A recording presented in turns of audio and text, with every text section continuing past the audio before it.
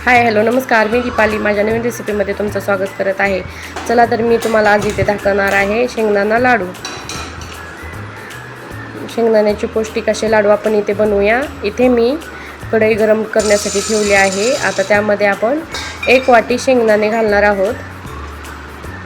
गॅसची फ्लेम तुम्ही मीडियम ठेवा आणि मीडियम फ्लेमवर तुम्ही हळूहळू हलवत राहा। इथे तुम्ही पहा,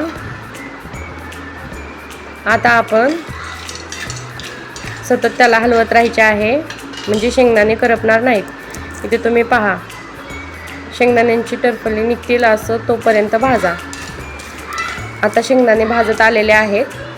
आणखी 1 मिनिट तुम्ही भाजू द्या। या प्रकारे तुम्ही गूळ शेंगदाण्याचे लाडू बनवून पहा। आता इथे तुम्ही पहा, गॅस बंद करून आपल्याला शेंगदाणे एका ताटामध्ये गार करण्यासाठी ठेवायचे आहेत। या प्रकारे शेंगदाणे भाजून घ्या।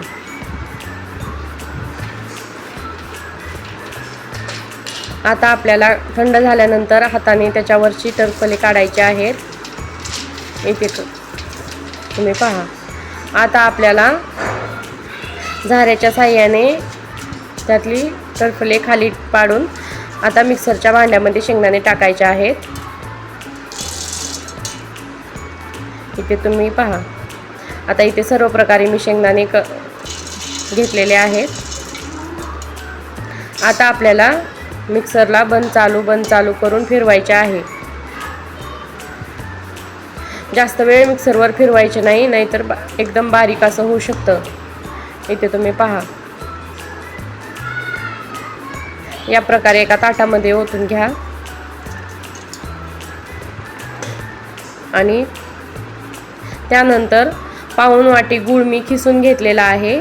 या वाटीने मी 1 वाटी शेंगदाणे घेतले होते, त्याच वाटीने पाऊण वाटी तुम्ही गूळ खिसून घ्या आणि खिसून घेतल्यानंतर त्यामध्ये मिक्स करून घ्या चांगला। इथे तुम्ही पहा, मिक्स करून घेतलेला आहे।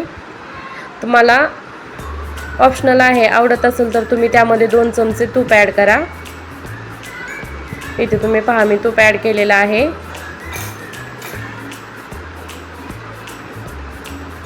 आता आपल्याला त्याचा लाडू बांधून घ्यायचा आहे।